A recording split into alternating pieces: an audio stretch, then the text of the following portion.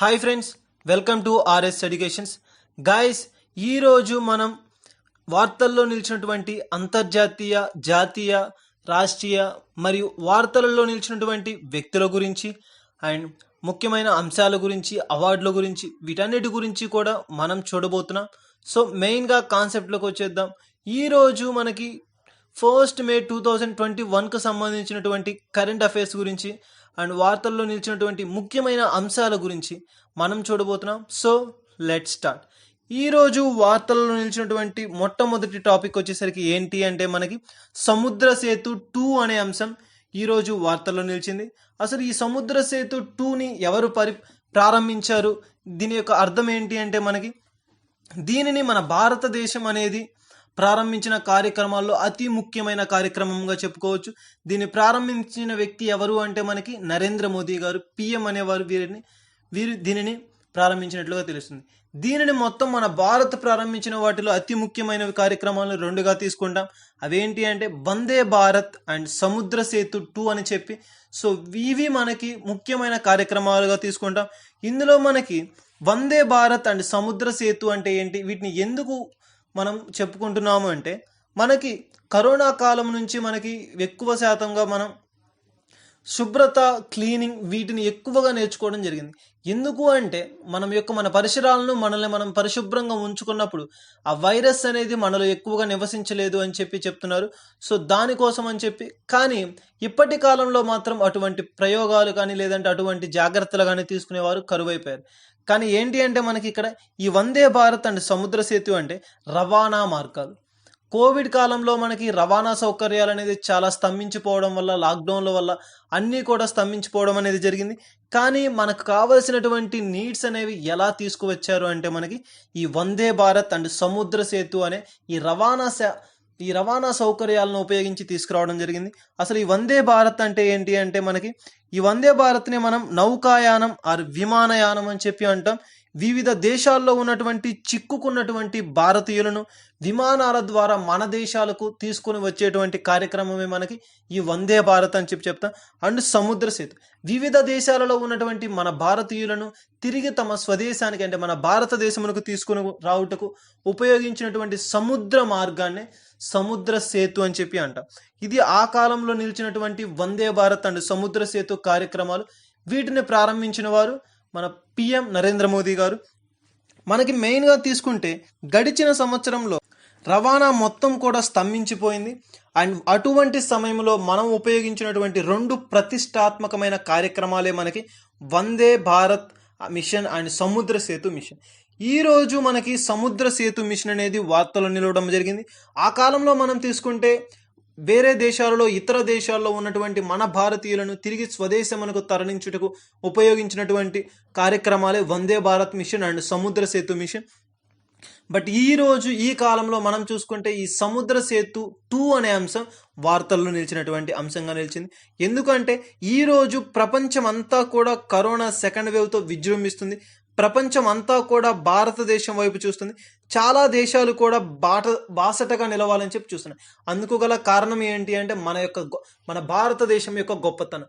ఆ కాలంలో ఫస్ట్ వేవ్లో వచ్చినటువంటి కరోనా కాలంలో ఎన్నో దేశాలకు సుమారుగా 100 కోట్ల వ్యాక్సిన్, 100 దేశాలకు పైగా వ్యాక్సినేషన్ ప్రక్రియను అందించడం అనేది జరిగింది.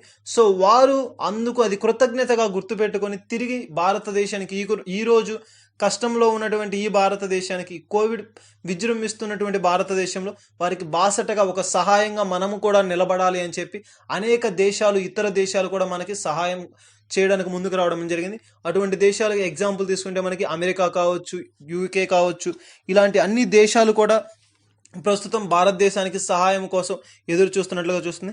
సో దాని కారణంగా ప్రపంచ దేశాలు భారత సహాయాన్ని అందించాలని చెప్పి చూస్తున్నాయి. అందులో భాగంగానే భారత్ సెకండ్ ఫేజ్ ఆఫ్ సముద్ర సేతు 2 అని చెప్పి వచ్చింది.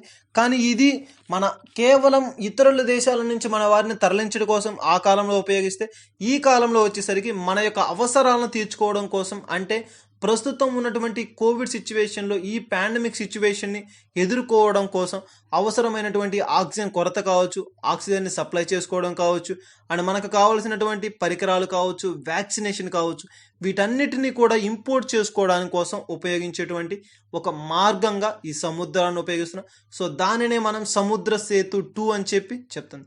ఈ సముద్ర సేతు 2 యొక్క ముఖ్య ఉద్దేశం ఏంటి అంటే సముద్ర మార్గం ద్వారా ఆ నౌకాయానాల ద్వారా యుద్ధ నౌకల ద్వారా ఆక్సిజన్ కంటైనర్స్ని ఇంపోర్ట్ చేసుకోవడం. దీనిని నిర్వహించేటువంటి సంస్థ ఏది, ఎవరి ఆధ్వర్యంలో జరుగుతుంది అంటే మనకి ఇండియన్ నేవీ ఆధ్వర్యంలో జరగడం జరుగుతుంది. అండ్ దీన్ని నిర్వహించే సంస్థ వచ్చేసరికి ఇండియన్ నేవీ షిప్స్ అని చెప్పంటాం. ఈ ఇండియన్ నేవీ షిప్స్లో మనకి మెయిన్గా తీసుకుంటే 2 నేవీ షిప్స్ని చాలా ఇంపార్టెంట్గా తీసుకుంటాం. అవి ఏంటి అంటే Indian navy ships Kolkata and Talwar ships. Kolkata navy ships and Talwar navy ships ఇవి ఎక్కడికి వెళ్ళాయి అంటే బహీరన్ దేశానికి కూడా వెళ్ళడం అనేది జరిగింది. ఈ 2 షిప్స్ కూడా బహీరన్ దేశానికి తీసుకురావడం అనేది జరిగింది. అక్కడ ఉన్నటువంటి మనామా పోర్టుకి చేరుకోవడం జరిగింది. చాలా చాలా ఇంపార్టెంట్ బిట్ ఇది, అభ్యర్థులందరూ గమనించాలి. పోటీ పరీక్షల్లో మనకి ఎక్కువగా అడిగేటువంటి బిట్స్ అండ్ అవకాశం ఉన్నటువంటి బిట్స్గా తీసుకుంటా. ఇంపోర్ట్ చేసుకున్నటువంటి ఈ నేవీ సంస్థను ఎక్కడ ఏ పోర్ట్ల ద్వారా తరలించారు అంటే ఏ షిప్స్ ద్వారా తరలించారు అంటే మనకి navy ships with Kolkata and Talwar navy ships అనే ఈ 2 నేవీ షిప్స్ ద్వారా బహీరన్ ఏ దేశానికి తరలించారంటే బహీరన్ దేశానికి తరలించడం అనేది జరిగింది. ఏ పోర్టు ద్వారా అని చెప్పి అడుగుతుంది జరుగుతుంది, మనామా పోర్టుకు చేరుకోవడం అనేది జరిగింది. అండ్ ఇదే కాకుండా ఈ 2 షిప్స్ని భారత్కు ఎందుకు ఉపయోగిస్తున్నారంటే భారత్కు ఆక్సిజన్ కంటైనర్స్ని తిరిగి తెచ్చుకోవడం కోసం, ఇంపోర్ట్ చేసుకోవడం కోసం ఉపయోగించేటువంటి సంస్థనే వీటిని ఉపయోగిస్తున్నారు. అండ్ మెయిన్గా మనకు ఉన్నటువంటి మరొక కొన్ని చూస్తే ఐఎన్ఎస్ జలాస్వర్ అని చెప్పేది. అండ్ ఇది ఎక్కడికి చేరుకుందంటే ప్రస్తుతం బ్యాంకాక్కు చేరుకున్నది. అండ్ ఐఎన్ఎస్ ఐరావత్ ఇది సింగపూర్కు చేరుకుంది. సో ఇలా ఈ షిప్స్ ద్వారా ఈ ఉన్నటువంటి 4 రకాలైనటువంటి షిప్స్ ద్వారా మనకి వీటిని ఆయా ప్రాంతాల నుండి ఆక్సిజన్ కంటైనర్స్ని ఇండియాకి తరలించడం అనేది జరుగుతుంది. ఈ విధంగా మనకి సముద్ర సేతు 2 అనేది ఈరోజు వార్తలు నిలిచినటువంటి ముఖ్య అంశంగా తీసుకుంటాం. మెయిన్గా మనకి అభ్యర్థులు గమనించాలి, పోటీ పరీక్షల్లో సిద్ధపడుతున్న వారికి ఎటువంటి బిట్స్ వస్తాయి అంటే ఈ పార్ట్కు సంబంధించి మెయిన్గా మనకి దీనిని కనుగొన్న వారు ఎవరు, దీనిని ప్రారంభించిన వారు ఎవరు అంటే పిఎం గారు అనేవారు వీరిని ప్రారంభించడం జరిగింది. ఎటువంటి కార్యక్రమాలు అంటే మనకి వందే భారత్ అండ్ సముద్ర సేతు అని చెప్పి ఈ రెండింటిని ప్రారంభించడం అనేది జరిగింది. వీటిని ఎందుకోసం ఉపయోగించారంటే ఇతర దేశాల్లో ఉన్నటువంటి వ్యక్తులను వారిని మరలా స్వదేశానికి తరలించడం కోసం ఉపయోగించినటువంటి రవాణా మార్గాల కోసం ఉపయోగించారు అని చెప్పి చెప్తున్నారు. అండ్ అదేవిధంగా ప్రజెంట్ దేనికోసం అంటే ఆక్సిజన్ కంటైనర్స్ని తీసుకురావడం కోసం ఆరు ఇంపోర్ట్ చేసుకోవడం కోసం ఉపయోగించినటువంటి మార్గాలని వందే భారత్ ఆరు సముద్ర సేతు అని చెప్పి అంట. మెయిన్గా మనకి ఆ కాలంలో కోవిడ్ ఫస్ట్ సిచ్యువేషన్లో వచ్చేసరికి వందే భారత్ కార్యక్రమాన్ని ఎక్కువగా ఉపయోగించడం అనేది జరిగింది. అండ్ నెక్స్ట్ వచ్చేసరికి ఇప్పుడు ఈ సముద్ర మార్గం ద్వారా ఏ సంస్థ ఆధీనంలో జరిగాయి అంటే మనకి ఇండియన్ నేవీ సంస్థ ఆధీనంలో జరగడం జరిగింది. దీనిని ఏ షిప్స్ ద్వారా అంటే మనకి 2 షిప్స్ని కోల్కతా అండ్ తల్వార్ షిప్స్గా తీసుకుంటాం. అండ్ ముఖ్యమైనది ఏ పోర్ట్ అండ్ ఏ దేశం అంటే బహీరన్ దేశం మనావా పోర్టుకు సంబంధించినటువంటి దానికి చేరుకోవడం అనేది జరిగింది. సో ఇది మనకి ఈరోజు సముద్ర సేతు 2 అని చెప్పి వార్తల్లో నిలిచినటువంటి ముఖ్య అంశం. అండ్ నెక్స్ట్ వచ్చేసరికి ఈరోజు వార్తల్లో నిలిచినటువంటి మరొక అంశం ఏంటి అంటే డ్రోన్స్. ఈ డ్రోన్ల ద్వారా మనం ఎలా ఎక్కువ ఆధారపడుతున్నాం, దేనికోసం ఆధారపడుతున్నాం, దీనిని ఎక్కడ ఎలా ఉపయోగిస్తాము అంటే మనకి మెయిన్గా డ్రోన్ల ద్వారా వ్యాక్సిన్కి సంబంధించి డ్రోన్స్ను ఉపయోగించడం అనేది జరిగింది. ఈ కోవిడ్ కాలం నుండి మరి ఎక్కువగా కూడా మనం డ్రోన్స్పై ఆధారపడడం అనేది జరిగింది. ఇండియాలో ఒక సిటీ చాలా ఎక్కువగా ఈ డ్రోన్ల సహాయం పొందినటువంటి మొట్టమొదటి స్థానంలో నిలిచినటువంటి సిటీ ఏంటి అంటే మనకి ఇండస్ సిటీ మధ్యప్రదేశ్ రాష్ట్రంలో ఉంది. ఒకప్పుడు కరోనా కాలంలో దీనిని ఎక్కువగా క్లీనింగ్ కోసం ఉపయోగించేవారు. మనం ఎక్కువగా చూసుకుంటే ఫస్ట్ వేవ్లో వచ్చేసరికి మనం చేతులను పరిశుభ్రంగా ఉంచుకోండి, మన యొక్క పరిసరాలను పరిశుభ్రంగా ఉంచుకోవాలి, శానిటైజేషన్ చేసుకోవాలి, దానివల్ల వాటిని కరోనాను పారద్రోలొచ్చు అని చెప్తాం. సో అలా చూసుకుంటే ఈ కాలం వచ్చేసరికి దాన్ని అసలు పట్టించుకునే వారు కూడా లేకుండా పోయారు. కేవలం తగు జాగ్రత్తలు అనేది లేకుండా వ్యాక్సిన్ మీద ఆధారపడి ఉన్నారు. కానీ ఒకప్పుడు అటువంటి కార్యక్రమాలు జరిగిన టైంలో క్లీనింగ్గా ఒక సిటీ మొత్తాన్ని కూడా క్లీన్ చేసినటువంటి వాటి కొరకు ఉపయోగించిన మొట్టమొదటిది ఏంటి అంటే మనకి డ్రోన్స్. అలా క్లీన్ చేయబడినటువంటి ఒకే ఒక రాష్ట్రం ఏది అండ్ మెయిన్ థింగ్ ఇట్లో ఏది అంటే మనకి ఇండస్ సిటీ. ఆ కాలంలో సిటీ మొత్తం శానిటైజేషన్ చేసి వారి యొక్క మొత్తం శానిటైజర్ ప్రక్రియకు ఉపయోగించినటువంటి పరికరం ఆర్ మిషన్ ఏది అంటే మనకి డ్రోన్స్ అని చెప్పవచ్చు. దీన్ని ఉపయోగించిన వాటిని డ్రోన్స్ అంటాం. అండ్ అలా చేసిన సిటీ వచ్చేసరికి మనకి చాలా ఇంపార్టెంట్ బిట్ అభ్యర్థులు గమనించాలి, ఇండస్ సిటీ. సో ప్రభుత్వానికి సంబంధించి డ్రోన్ల యొక్క సహాయాన్ని ఈజీగా సులభతరంగా పొందడం కోసం ఈ కరోనా సిచ్యువేషన్స్లో ఒక పోర్టల్ను కూడా ప్రారంభించడం అనేది జరిగింది. ఆ పోర్టల్ ఏంటి అంటే మనకి గరుడ మీన్స్ మనకి government authorization for research using drones. చాలా చాలా ఇంపార్టెంట్ బిట్. మనకు ఒక పోర్టల్ని స్థాపించారు ఫర్ డ్రోన్స్ కోసం. అండ్ అది ఏంటి అంటే మనకి గరుడ అని చెప్పి అంట. ఈ గరుడ అంటే మనకు టోటల్గా వచ్చేసరికి దీని యొక్క అబ్రివేషన్ వచ్చేసరికి government authorization for relief using drones. గవర్నమెంట్కి సంబంధించినటువంటి డ్రోన్స్ని యూజ్ చేసుకొని ఒక ఆపరేషన్ను డ్రోన్స్ ద్వారా ప్రారంభించే ఒక సంస్థ ఏది అంటే గరుడ్ అని చెప్పి చెప్తా. మెయిన్గా మనకి ఈ గరుడ్ని దేని ద్వారా అంటే వీటిని మనం ఏమని కూడా అంటాము అంటే ఎక్కువగా తీసుకుంటే అన్వాంటెడ్ ఎయిర్ వెహికల్స్ అంటే అన్మాన్డ్ అంటే వితౌట్ మ్యాన్ పవర్ రన్ చేయటువంటి ఎయిర్ వెహికల్స్ ఏవి అంటే మనకి మెయిన్గా తీసుకుంటే డ్రోన్స్ అని చెప్తాం. వీటిని నిర్వహించే వీటికి పర్మిషన్ ఇచ్చేటువంటి సంస్థ ఏది అంటే మినిస్ట్రీ ఆఫ్ సివిల్ ఏవియేషన్, కేంద్ర ప్రభుత్వ విమానయాన శాఖ. కేంద్ర ప్రభుత్వ ఆధీనంలో నిర్వహించేటువంటి ఒక సంస్థ ఉంది. ఆ సంస్థ మనకి ఏది అంటే మినిస్ట్రీ ఆఫ్ సివిల్ ఏవియేషన్, కేంద్ర ప్రభుత్వ విమానయాన శాఖ అని చెప్పి ఒక సంస్థ. సో ఆ సంస్థ ఆధారం పైన ఎయిర్లైన్స్కి సంబంధించిన ప్రతి ఒక్క అంశం కూడా ఆధారపడి ఉంటుంది. సో డ్రోన్లే కావచ్చు, విమానాలు కావచ్చు, హెలికాప్టర్స్, ఇలా ప్రతి ఒక్కటి విమానయానానికి సంబంధించిన ప్రతి ఒక్క దాన్ని కూడా నిర్వహించేటువంటి సంస్థ, దాని యొక్క ఆధీనంలో పనిచేయబడినటువంటి సంస్థ ఏది అంటే కేంద్ర ప్రభుత్వ విమానయాన శాఖ, మినిస్ట్రీ ఆఫ్ సివిల్ ఏవియేషన్. ఇది మనకి కేంద్ర ప్రభుత్వ ఆధీనంలో నిర్వహించబడుతున్నటువంటి సంస్థ. ప్రస్తుతం వచ్చేసరికి మనకి ఈ కేంద్ర ప్రభుత్వానికి సంబంధించినటువంటి విమానయాన శాఖకు మెయిన్ పర్సన్ ఎవరు అంటే హర్దీప్ సింగ్ పూరి గారిని దీని యొక్క మెయిన్ డైరెక్టర్గా తీసుకుంటాం, డైరెక్టర్ జనరల్ ఆఫ్ ఏవియేషన్ అని చెప్తాం. సో ఇది మనకి చాలా ఇంపార్టెంట్ బిట్. ప్రస్తుత కాలంలో ఉన్నటువంటి మినిస్ట్రీ ఆఫ్ సివిల్ ఏవియేషన్కి డైరెక్టర్ జనరల్ ఆఫ్ ఎవరు అంటే హర్దీప్ సింగ్ పూరి గారు. సో అభ్యర్థులు గమనించాలి, ఎక్కువ శాతం మనకి ఈ మధ్య కాలంలో డ్రోన్లకు సంబంధించి బిట్స్ అనేది అడగడం జరుగుతుంది. సో ఈ కాన్సెప్ట్ పై కూడా ఎక్కువగా మనం శ్రద్ధ చూపాలి. అండ్ నెక్స్ట్ దీంట్లోనే మనకి దీనికి పర్మిషన్స్ తీసుకున్నటువంటి మొట్టమొదటి రాష్ట్రం, చాలా ఇంపార్టెంట్ బిట్, పర్మిషన్ ప్రారంభించిన తరువాత తీసుకునబడినటువంటి మొట్టమొదటి రాష్ట్రంగా నిలిచింది ఏది అంటే తెలంగాణ స్టేట్.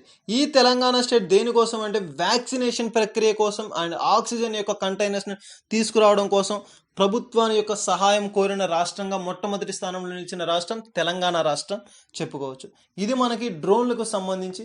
సో మెయిన్గా మనకి దీనికి సంబంధించి బిట్స్ అనేది ఎలా ఉంటాయి అంటే మెయిన్గా తీసుకుంటే దీనిని నిర్వహించే సంస్థ ఏది అని అడుగుతారు, గరుడ్ అని చెప్తాం.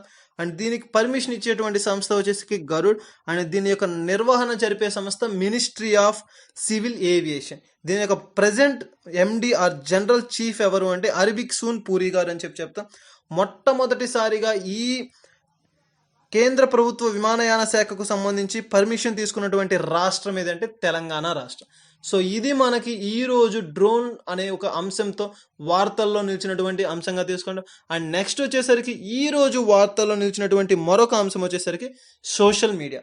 ఫేస్బుక్ అనేది మనకి ఈరోజు వార్తల్లో నిలిచినటువంటి ఒక ముఖ్య అంశంగా తీసుకుంటాం. ఎందుకు అంటే కరోనాకు సంబంధించి ఈరోజు వార్తల్లో నిలిచింది. దానికి కారణం ఏంటంటే ఇండియా కోసం ఫేస్బుక్ ప్రత్యేకంగా ఒక టూల్ని ప్రారంభించింది. అది ఏంటి అంటే మనకి మెయిన్గా తీసుకుంటే వ్యాక్సిన్ ఫైండర్ అని చెప్పి. So important bit, Facebook are social medias ప్రారంభించినటువంటి ఒక టూల్ ఏది మన యొక్క భారతదేశం కోసం అంటే వ్యాక్సిన్ ఫైండర్ అని చెప్పి ఒక టూల్ని ప్రారంభించడం జరిగింది. ఇండియా మనకి మెయిన్గా మన భారతదేశంలో జనవరి 16వ తారీఖు నుండి వ్యాక్సినేషన్ ప్రక్రియ అనేది ప్రారంభించడం జరిగింది. ఈ వ్యాక్సినేషన్ ప్రక్రియ ప్రారంభించిన కాలం నుండి కూడా మనకి వ్యాక్సిన్ ఎక్కడ వేస్తున్నారు, దేనికి సంబంధించి వేస్తున్నారు, మనకి ఎక్కడ దీనిని అందుబాటులోకి తీసుకొని వచ్చారు, ఎటువంటి సెంటర్లకు తీసుకెళ్ళాలి, ఇటువంటి వాటికి సంబంధించినటువంటి ఒక ప్రత్యేకమైన ఫోకస్ అనేది పెట్టడం జరిగింది. సో దానికి సంబంధించి ప్రతి ఒక్క అభ్యర్థి కూడా తనకు తెలిసిన దానికోసం వెళ్ళడం కావచ్చు, అది ప్రతి ఒక్కరూ కూడా దాన్ని వెతుక్కోవడం, ఇటువంటి ఈ కాలంలో ఈ పాండమిక్ సిచ్యువేషన్లో అది కష్టతరంగా మారడంతో సో ఫేస్బుక్ యాప్ దీని కొరకు ఒక సులభతరమైనటువంటి మార్గాన్ని, ఒక సుగమమైనటువంటి మార్గాన్ని ప్రవేశపెట్టింది. ఆ మార్గమే మనకి వ్యాక్సిన్ ఫైండర్. ఈ వ్యాక్సిన్ ఫైండర్ అంటే ఏంటి అంటే మనకి ప్రస్తుతం మనకి మెయిన్గా తీసుకుంటే 16 జనవరి నుంచి వచ్చేసరికి 65+ ఏజ్ ఉన్న వారికి వ్యాక్సినేషన్ అనేది ప్రారంభించింది. అండ్ నెక్స్ట్ ఏప్రిల్ నుంచి 45+ ఉన్న వారికి వ్యాక్సినేషన్ ప్రారంభించింది. అండ్ ఈ రోజు మనకి మే 1 నుంచి తీసుకుంటే 18+ ఉన్న ప్రతి ఒక్కరికి కూడా మనకి వ్యాక్సిన్ ఇవ్వాలి అని చెప్పి కేంద్ర ప్రభుత్వం అనేది ఇవ్వడం అనేది జరిగింది.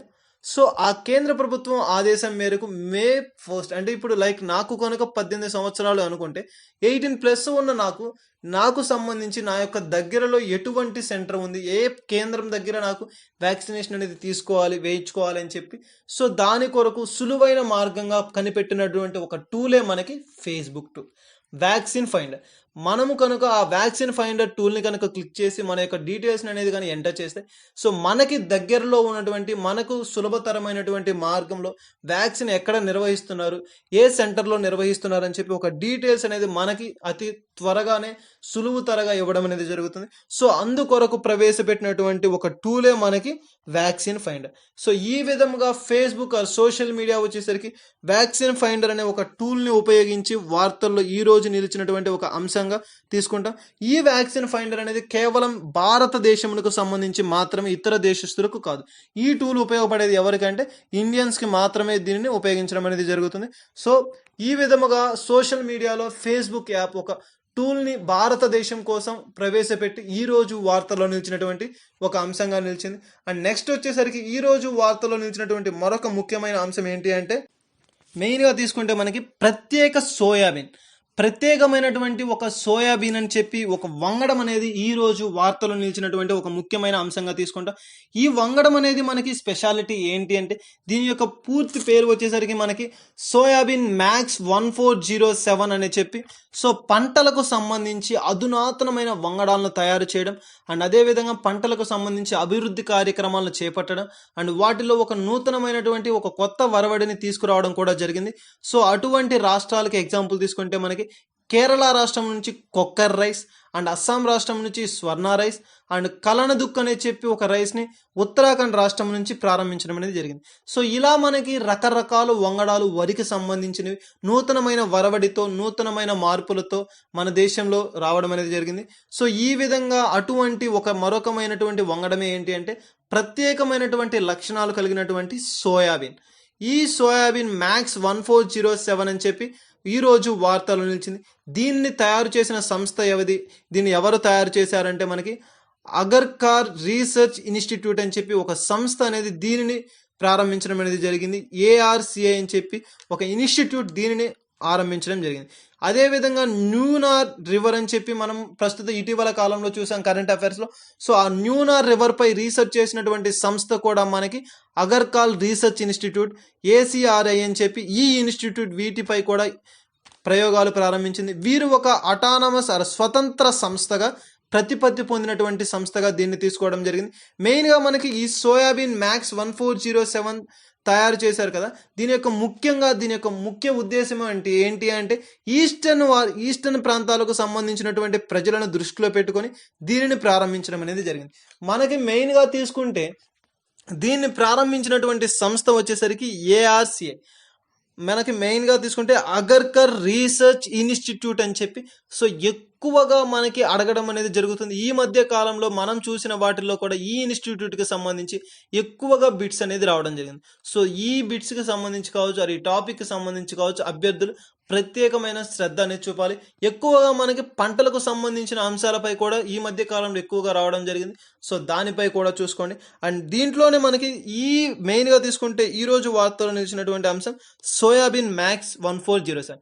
ఈ సోయాబీన్ మ్యాక్స్ 1407 యొక్క ప్రత్యేకత స్పెషాలిటీ ఏంటి అంటే వాటర్ ఉన్నప్పుడు పెరిగే ప్రతి వంగడం కూడా మనం చూసాం. కానీ డ్రై ఏరియాస్ వాటర్ అనేది మనకి నీటి పారుదల సౌకర్యం లేని చోట కూడా పండేటువంటి ఒక పంట ఏంటి అంటే మనకి పెరిగేటువంటి ఒక మొక్క ప్రత్యేక కలిగినటువంటి వంగడం ఏది అంటే మనకి సోయాబీన్ మ్యాక్స్ 1407 అని చెప్పి ఈ ప్రత్యేకమైనటువంటి మొక్క మనకి మెయిన్గా వాటర్ లేని ప్రాంతాలు అంటే డ్రైయింగ్ ప్లేసెస్లో కూడా దీని యొక్క పంట ఫలితాన్ని సారాన్ని కలిగి ఉండడం అనేది జరుగుతుంది. సో ఈ విధముగా సోయాబీన్ మ్యాక్స్ 1407 అని చెప్పి ఈ మొక్క గురించి మనకి ఈ రోజు వార్తల్లో నిలిచినటువంటి అంశంగా తీసుకుంటాం. అండ్ నెక్స్ట్ వచ్చేసరికి ఈ రోజు వార్తల్లో నిలిచినటువంటి మరొక అంశం ఏంటి అంటే మనకి ఒక ఒప్పందం ట్రైఫెడ్ ట్రైఫెడ్కి సంబంధించినటువంటి ఒక ఒప్పందం ఆ గిరిజన ప్రాంత ప్రజలకు, గిరిజన శాఖ ప్రజలకు సంబంధించినటువంటి ఒక ఒప్పందం ఈరోజు వార్తలు నిలిచినటువంటి అంశం. ట్రైఫెడ్ మీన్స్ ట్రైబల్, అంటే దీనిని మెయిన్గా నిర్వహించినటువంటి సంస్థ ఏది అంటే మినిస్ట్రీ ఆఫ్ ట్రైబల్ వెల్ఫేర్, కేంద్ర వ్యవహారాల గిరిజన శాఖ మంత్రి అని చెప్పి కేంద్ర గిరిజన వ్యవహారాల శాఖ మంత్రిగా దీనిని నిర్వహించారు. సో దీని వచ్చేసరికి మనకి ట్రైఫెడ్ అంటే tribal welfare, tribal cooperation marketing development federation of institute. మెయిన్గా మనకి ఈ ట్రైఫెడ్ అనేది గిరిజన ప్రజలకు సంబంధించినటువంటి ఒక సంస్థ. సో దీనికి సంబంధించి ఒక ఒప్పందం అనేది జరిగింది. ప్రస్తుతం మనకి ఈ వ్యవహారాలకు సంబంధించి మంత్రిత్వ శాఖగా పనిచేస్తున్న వారు ఎవరు, ప్రజెంట్ మంత్రి ఎవరు అంటే అర్జున్ ముడార్ గారు. మనకి అర్జున్ మండార్ గారు ప్రస్తుతం మంత్రిగా, గిరిజన శాఖ మంత్రిగా పనిచేస్తున్నవారు. అండ్ దీనిని నిర్వహించినటువంటి సంస్థ ఏది అంటే TRIFED, tribal cooperative marketing development federation of India. చాలా ఇంపార్టెంట్ బిట్, అభ్యర్థులు గమనించాలి. ట్రైఫెడ్ అంటే ఏ శాఖకు సంబంధించింది అంటే మినిస్ట్రీ ఆఫ్ గిరిజన వ్యవహారాల శాఖ మంత్రి, మినిస్ట్రీ ఆఫ్ ట్రైబల్ వెల్ఫేర్కి సంబంధించింది. ప్రస్తుత మంత్రి ఎవరు అంటే అర్జున్ మండార్ గారు అని చెప్పంట. ఈ ట్రైఫెడ్ అంటే మనకి tribal cooperative marketing development of federation of India, గిరిజన శాఖలకు సంబంధించినటువంటి ఒక అభివృద్ధి కార్యక్రమాలను చేపట్టేటువంటి సంస్థనే మనం ట్రైఫెడ్ అని చెప్పి అనడం అనేది జరుగుతుంది. మెయిన్గా మనం తీసుకుంటే ఈ ట్రైఫెడ్ యొక్క ప్రధాన కార్యాలయం ఎక్కడ ఉంది అంటే న్యూఢిల్లీ. ఈ ట్రైఫెడ్కి సంబంధించి ప్రజెంట్ ఎండి ఎవరు అంటే ప్రవీణ్ కృష్ణ గారు మనకి ప్రజెంట్ ఎండిగా వర్క్ చేస్తున్నారు. అండ్ ఈ సంస్థకు మరొక లింకింగ్ సంస్థ ఏదంటే లింక్ ఫండ్ సొల్యూషన్స్ అనేది కూడా ఉంది, ఈ రోజు వార్తలో నిలిచింది. మెయిన్గా మనకి దీని యొక్క ప్రధాన కేంద్రం ఎక్కడ ఉంది అంటే స్విట్జర్లాండ్కు చెందిన సంస్థ. అండ్ దీని యొక్క ప్రజెంట్ చీఫ్ ఎవరు అంటే టోనీ కాల్మ్స్ గారు. సో మనకి మెయిన్గా తీసుకుంటే ఈ TRIFED and link fund solutions ఎల్ఎఫ్ఎస్కి సంబంధించినటువంటి వీరిరువురికి జరిగినటువంటి ఒక ఒప్పందమే మనకి ఈరోజు వార్తల్లో నిలిచినటువంటి ఒక ముఖ్యమైన అంశంగా తీసుకుంటాం. వీరిద్దరికి మధ్య జరిగిన ఒక ఒప్పందం ఈరోజు మనకి వార్తల్లో నిలిచింది. ట్రైబల్ వెల్ఫేర్స్కి సంబంధించి అభివృద్ధి కోసం కుదుర్చుకున్నటువంటి ఒప్పందమే మనకి ఈ రోజు వార్తల్లో నిలిచింది. మెయిన్గా మనం తీసుకుంటే ట్రైబల్ అంటే మనకి అడవులలో నివసించేవారు, గిరిజన శాఖ ప్రజలు.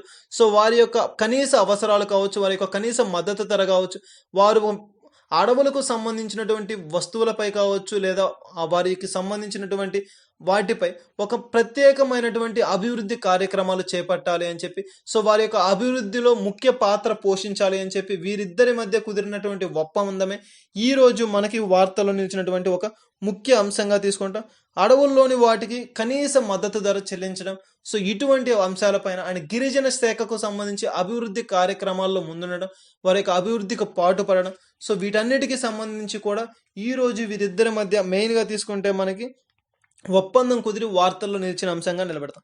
మెయిన్గా మనకి ఈ అంశానికి సంబంధించి మనకి పోటీ పరీక్షల్లో ఎటువంటి బిట్స్ అనేది అడగడం జరుగుతుంది అంటే మెయిన్ ప్రజెంట్ ఈ ట్రైఫెడ్ అనేది ఏ సంస్థకు సంబంధించింది అంటే మనకి మెయిన్గా తీసుకుంటే గిరిజన శాఖ సంస్థకు సంబంధించింది. దీనిని నిర్వహించే సంస్థ ఏది అని అడుగుతారు, ట్రైఫెడ్. అండ్ మెయిన్గా మనకి దీనికి ప్రజెంట్ చైర్పర్సన్ ఎవరు అండ్ దీని యొక్క ప్రధాన కార్యాలయం ఎక్కడ ఉంది అంటే మనకి దీని యొక్క ప్రజెంట్ చైర్పర్సన్ వచ్చేసరికి అర్జున్ మండార్ గారు. అండ్ దీని యొక్క ప్రధాన కార్యాలయం మనకి ఎక్కడ చూస్తామంటే న్యూఢిల్లీలో మనం దీని ప్రధాన కార్యాలయం అనేది ఉండడం జరుగుతుంది. దీని ప్రస్తుత ఎండి ఎవరు అంటే ప్రవీణ్ కృష్ణ గారు. అండ్ మరొక సంస్థ ఏది అంటే ఎల్ఎఫ్ఎస్, లింక్ ఫండ్ సొల్యూషన్స్. వీరిరువురికి మధ్య జరిగినటువంటి ఒప్పందం వారి యొక్క గిరిజన శాఖకు సంబంధించినటువంటి అభివృద్ధి కొరకు జరిగినటువంటి ఒప్పందమే ఈరోజు వార్తల్లో నిలిచినటువంటి ముఖ్య అంశంగా తీసుకుంటాం. సో ఇది మనకి వార్తల్లో నిలిచినటువంటి ట్రైఫెడ్కి సంబంధించిన ఒప్పందం. అండ్ నెక్స్ట్ వచ్చేసరికి ఈరోజు వార్తల్లో నిలిచినటువంటి మరొక అంశం వచ్చేసరికి పార్లమెంటరీ కమిటీ. మనకి పార్లమెంటరీ కమిటీ అంటే మన యొక్క కేంద్ర ప్రభుత్వానికి సంబంధించినటువంటి ఒక పార్లమెంట్ అనేది. ఈ కమిటీ మనకి మెయిన్గా తీసుకుంటే పార్లమెంట్కి సంబంధించినటువంటిది. కేంద్ర ప్రభుత్వ ఆధీనంలో జరుగునటువంటి ఒక కమిటీనే మనకి పార్లమెంట్ కమిటీ అంట. పార్లమెంట్లో మనకి మెయిన్గా తీసుకుంటే ఎగువ సభ, దిగువ సభ, రాజ్యసభ, లోక్సభ అని చెప్పి ఉండడం జరుగుతుంది. సో ఈ ఎగువ సభ, రాజ్యసభ, దిగువ సభ, లోక్సభ, సో వీరికి సంబంధించినటువంటి అంశాలపై చర్చలు జరుపుకోవడం కోసం ఉపయోగించే వాటిని సమావేశాలు అని చెప్పి అంట. సో మనకి మెయిన్గా తీసుకుంటే ఇందులో 2 రకాల సభలు అనేవి ఉండడం జరుగుతుంది. ఎగువ సభ దిగువ సభ అని చెప్పి. సో వీరిద్దరికీ కూడా ఎంపీలు ఆర్ మెంబర్ ఆఫ్ పార్లమెంట్ అనేది ఉండడం అనేది జరుగుతుంది. ఈ రెండు సభలకు సంబంధించి మెయిన్గా తీసుకుంటే ఎగువ సభకు చైర్పర్సన్గా అధ్యక్షుడిగా ఎవరు వ్యవహరిస్తారు అంటే వెంకయ్య నాయుడు గారు ప్రెసిడెంట్. అండ్ దిగువ సభ లోక్సభకు సంబంధించి మెయిన్గా స్పీకర్ అనేవారు దీనికి అధ్యక్షతను వహిస్తారు. ఇప్పుడు మనకి ఉన్నటువంటి స్పీకర్ ఎవరంటే ఓం బిర్లా గారిని స్పీకర్గా చెప్పుకుంటాం. సో సభ్యులు అనేవారు రేఖలు రాస్తూ వాటి యొక్క ఉద్దేశం మనకి ఈ రోజు వార్తలు నిలిచినటువంటి అంశంగా నిలిచింది. సో మెయిన్గా తీసుకుంటే ఈ రెండు సభలకు సంబంధించి సభ్యులు కొన్ని లేఖలు అనేవి సమర్పించారు. సో ఆ లేఖలు ఏంటి అని చెప్పి మనకి ఈరోజు పార్లమెంట్ కమిటీ అనేది వార్తల్లో నిలిచినటువంటి అంశంగా తీసుకుంటాం. దేశంలో పార్లమెంట్ అనేది మనకి 3 రకాలుగా 3 కాలాలలో సమావేశాలు అనేది నిర్వహిస్తుంది. అవి ఎప్పుడు అంటే మనకి ఫస్ట్ వచ్చేసరికి బడ్జెట్కు సంబంధించిన సమావేశాలు, అండ్ సెకండ్ మనకి మాన్సూన్ సంబంధించిన శీతాకాల సమావేశాలు అంటాం, అండ్ థర్డ్ వచ్చేసరికి వేసవి కాలం ఆర్ వింటర్ సమావేశాలు. సో ఈ 3 రకాల సమావేశాలు మనకి ఈ మధ్య కాలంలో ఇటీవల కాలంలో కోవిడ్ పాండమిక్ సిచ్యువేషన్ వల్ల కోవిడ్ కాలంలో అవి జరగకపోవడం అనేది జరిగింది. ఎందుకంటే ప్రస్తుతం ఉన్నటువంటి పరిస్థితుల రీత్యా సానుకూల పరిస్థితులు లేకపోవడం వల్ల అవి అనేది వెనకబడడం జరిగింది. సో వాటికి సంబంధించి ఒక ప్రత్యేకమైనటువంటి ప్రణాళికలను సిద్ధం చేయాలి. అండ్ ఈ సమావేశాలను కూడా మనం వాయిదా వేయకూడదు. వాటిని సమావేశాలు లేనటువంటి సమయంలో నిర్వహించే వాటిని మనం కమిటీలు అంటాం. అటువంటి కమిటీనే మనకి పార్లమెంట్ కమిటీ. సో ఈ కమిటీలకు సంబంధించి ఒక రూల్ అనేది మనకి తీసుకురావడం జరిగింది. మెయిన్గా తీసుకుంటే మనకి అటువంటి సమయాల్లో వీటికి సంబంధించి పార్లమెంట్ కమిటీలకు సంబంధించి వర్చువల్ సమావేశాలు జరపాలి అని చెప్పి వారి యొక్క లేఖలలో దీనిని తెలపడం అనేది జరిగింది. మనకి మెయిన్గా తీసుకుంటే ఈ కమిటీ అనే పదాన్ని రాజ్యాంగంలో ఎక్కడి నుంచి తీసుకొచ్చారు, ఎక్కడి నుంచి పొందుపరిచారు అంటే యూకే దేశం నుంచి పొందుపరచడం అనేది జరిగింది. ఏ ఆర్టికల్ ప్రకారంగా దీనిని గ్రహించడం అనేది జరిగింది అంటే article 88 and article 105 and article 118 వచ్చేసరికి ఇవి మనకి కమిటీస్కి సంబంధించినటువంటి ఇంపార్టెంట్ ఆర్టికల్స్గా తీసుకుంటే టోటల్గా మనకి కమిటీస్ని తీసుకుంటే 2 రకాల కమిటీలు అనేవి ఉన్నాయి, standing committee and Aadhaar committee. మెయిన్గా మనకి ఈ స్టాండింగ్ కమిటీ వచ్చేసరికి మనకి ఫైనాన్షియల్ సెక్టార్స్ కిందకి వస్తుంది, అండ్ ఆధార్ కమిటీ. ఇవి రెండు కూడా పార్లమెంట్ కమిటీ యొక్క సమావేశాలు వర్చువల్గా జరపాలి అని చెప్పి వారి యొక్క లేఖలలో వారు వెలువరించడం అనేది జరిగింది. అది ఈరోజు వార్తల్లో నిలిచినటువంటి ముఖ్య అంశం. అండ్ నెక్స్ట్ వచ్చేసరికి ఈరోజు వార్తల్లో నిలిచినటువంటి మరొక అంశం వచ్చేసరికి మనకి దేశంలోనే మొట్టమొదటిసారిగా 3D ప్రింటింగ్ హౌస్ అని చెప్పి. సో అది మనకి ఈరోజు వార్తల్లో నిలిచినటువంటి ఒక అంశం. మెయిన్గా తీసుకుంటే దేశంలోనే మొట్టమొదటిసారిగా 3D ప్రింటింగ్ హౌస్ని నిర్మించారు. సో దీనిని నిర్మించినటువంటి సంస్థ ఏది అంటే మనకి ఐఐటి మద్రాస్. ఐఐటి సంస్థ ఇండియన్ ఇన్స్టిట్యూషన్ టెక్నాలజీ అని చెప్పి. సో ఈ సంస్థ అనేక కార్యక్రమాలను, అనేక టెక్నాలజీ కార్యక్రమాలను చేపట్టడం అనేది జరిగింది ఇటీవల కాలంలో కూడా. సో ఈ రోజు మనకి ఐఐటి మద్రాస్ అనేది మనకి దేశంలోనే మొట్టమొదటిసారిగా 3D ప్రింటింగ్ హౌస్ని నిర్మించి వార్తల్లో నిలిచింది. సో మెయిన్గా తీసుకుంటే మనకి ఇది ఒక స్టార్టప్ సంస్థ త్వాస్తా అని చెప్పి. సో ఈ త్వాస్తా సంస్థ మనకి ఈరోజు 3D ప్రింటింగ్ హౌస్ని నిర్మించడం అనేది జరిగింది. ఎవరి ఆధీనంలో అంటే ఐఐటి మద్రాస్ వారి యొక్క ఆధీనంలో. కేవలం 5 రోజులలోనే 600 స్క్వైర్ ఫీట్ సెంటీమీటర్లుగా 600 స్క్వైర్ ఫీట్స్తో మనకి ఒక 3D ప్రింటింగ్ హౌస్ని నిర్మించి ఈరోజు వార్తల్లో నిలిచినటువంటి ఒక అంశంగా నిలిచింది. ఎవరి యొక్క ఆధీనంలో అంటే మన యొక్క ఫైనాన్స్ మినిస్టర్ గారు నిర్మలా సీతారామన్ గారి యొక్క ఆధీనంలో దీనిని నిర్వహించడం అనేది జరిగింది.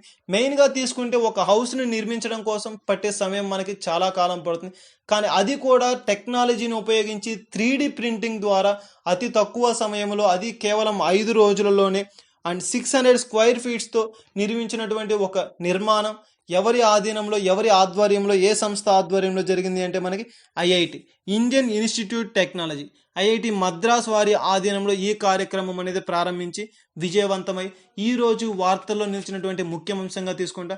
మెయిన్గా మన అభ్యర్థులు గమనించాలి, దీనికి సంబంధించి మనకి బిట్స్ అనేది ఎలా పోటీ పరీక్షలు అడగడం జరుగుతుంది అంటే ఏ సంస్థ ఆధీనంలోనే దేశంలో మొట్టమొదటిసారిగా 3D ప్రింటింగ్ హౌస్ని నిర్మించారు అంటే IIT Madras Indian institute technology. And ఎవరి యొక్క ఆధ్వర్యం, ఏ సంస్థ ఆధ్వర్యం ద్వారా జరిగిందంటే ట్వాస్తా ఆధ్వర్యంలో జరిగింది. ఎన్ని రోజుల్లో దీనిని నిర్మాణం పూర్తి చేశారంటే 5 రోజులలోనే 600 స్క్వైర్ ఫీట్ని కలిగినటువంటి ఒక 3D ప్రింటింగ్ హౌస్ని నిర్మించడం అనేది జరిగింది. సో ఇది మనకి ఈరోజు వార్తల్లో నిలిచినటువంటి 3D ప్రింటింగ్ హౌస్కు సంబంధించినటువంటి అంశం. అండ్ నెక్స్ట్ వచ్చేసరికి ఈరోజు వార్తల్లో నిలిచినటువంటి మరొక అంశం ఏది అంటే మనకి వ్యక్తులు. వార్తల్లో నిలిచినటువంటి వ్యక్తులలో మొదటి వ్యక్తి ఫస్ట్ పర్సన్ ఈరోజు తీసుకుంటే మనకి సోలినో రోజీ గారు, మనకి సోలినో సోజీగా ఆర్ సోలి జహాంగీర్ సోజీ గారు. వీరు ఒక ప్రముఖమైనటువంటి వ్యక్తి. వీరు ఇటీవల కాలంలో కరోనా బారిన పడి మరణించారు. మెయిన్గా మనం తీసుకుంటే కరోనా బారిన పడి మరణించిన వ్యక్తుల్లో ప్రముఖులలో ఈయన కూడా ఒకరు. మనం లాస్ట్ క్లాస్లో కరెంట్ అఫైర్స్లో కూడా మనం ఒక ముగ్గురు ప్రముఖమైనటువంటి వ్యక్తులను, రచయితకు సంబంధించి అండ్ చిత్రకారుడు గారు అండ్ మరొకరు డైరెక్టర్, ఇలా అనేక మంది ప్రముఖులు కరోనా బారిన పడి ఇటీవల కాలంలో మరణించిన వారు. సో అటువంటి వారి యొక్క జాబితాలో ఈయన కూడా చేరడం అనేది జరిగింది.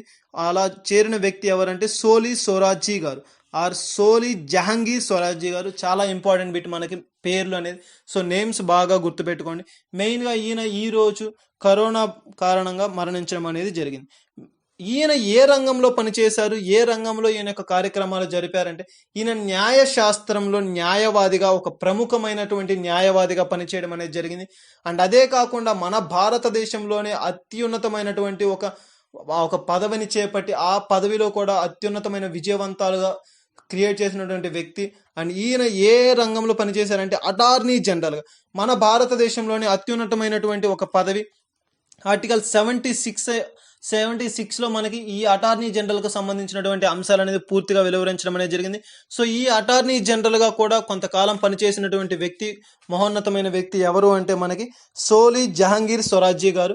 సో ఈయన ఈరోజు కరోనా బారిన పడి మరణించడం అనేది జరిగింది. అండ్ నెక్స్ట్ వచ్చేసరికి ఈరోజు వార్తల్లో నిలిచినటువంటి మరొక వ్యక్తి ఎవరు అంటే మనకి మెయిన్గా తీసుకుంటే ప్రముఖ వ్యక్తి అయినటువంటి సీనియర్ ఐఏఎస్ అధికారి అరుణ్ కుమార్ గారు. వీరు కూడా ఇటీవల కాలంలో కరోనా బారిన పడి మరణించారు.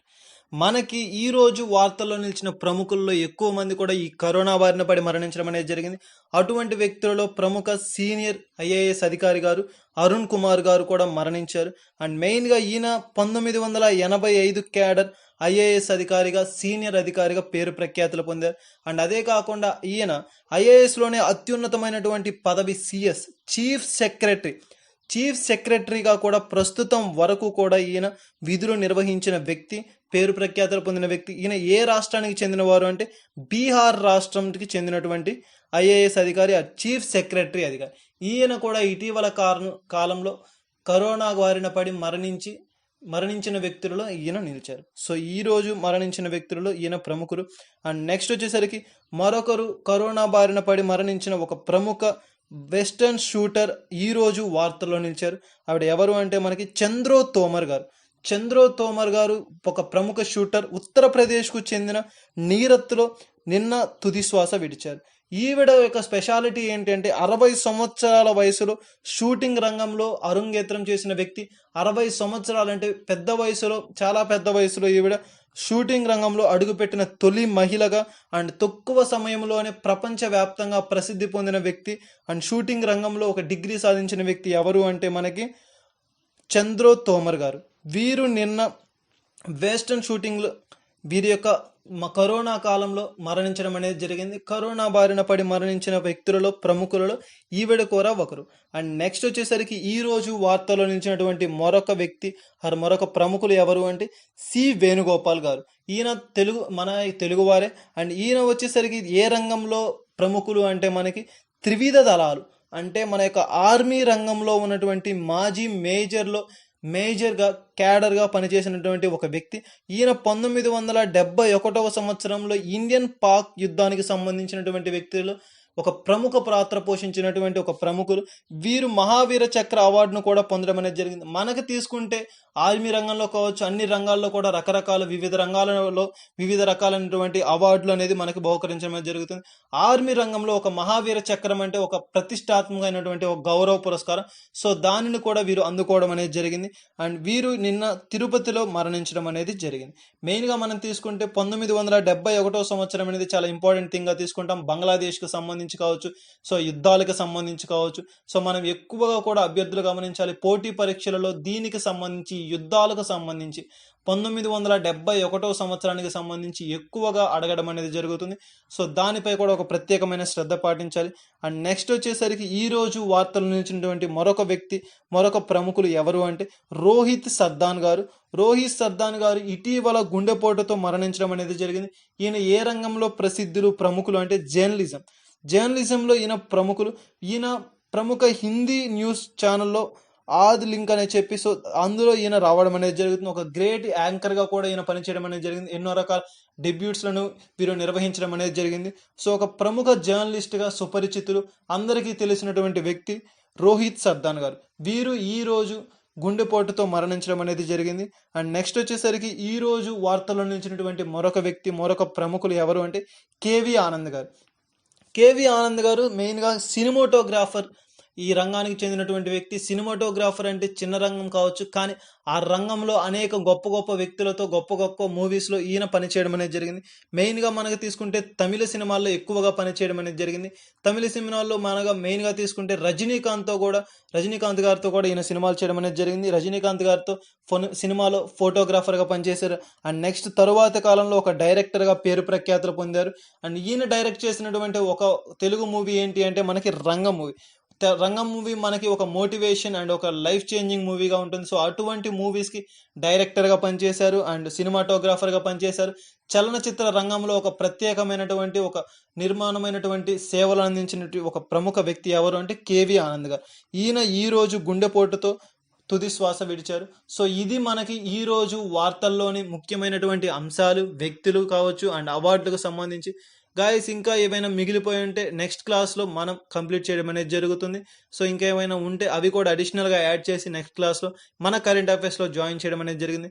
సో ఇది ఈ రోజుకు సంబంధించినటువంటి 1 May 2021కు సంబంధించినటువంటి కరెంట్ అఫైర్స్. అండ్ ఇవే కాకుండా మన ఛానల్లో మరెన్నో నోటిఫికేషన్స్కి సంబంధించిన అప్డేట్స్ కావచ్చు, కరెంట్ అఫైర్స్ కావచ్చు, వీడియోలు అనేది అప్లోడ్ చేయడం అనేది జరిగింది. సో ఇంట్రెస్టింగ్ క్యాండిడేట్స్ ఎవరైనా ఉంటే విజిట్ చేయండి. మా వీడియోస్ కానీ మా డైలీ అప్డేట్స్ కానీ మీరు కనుక పొందాలి అంటే సబ్స్క్రైబ్ చేసుకోండి. మా యొక్క ప్రతి అప్డేట్ని మీరు పొందడం అనేది జరుగుతుంది. Thank you.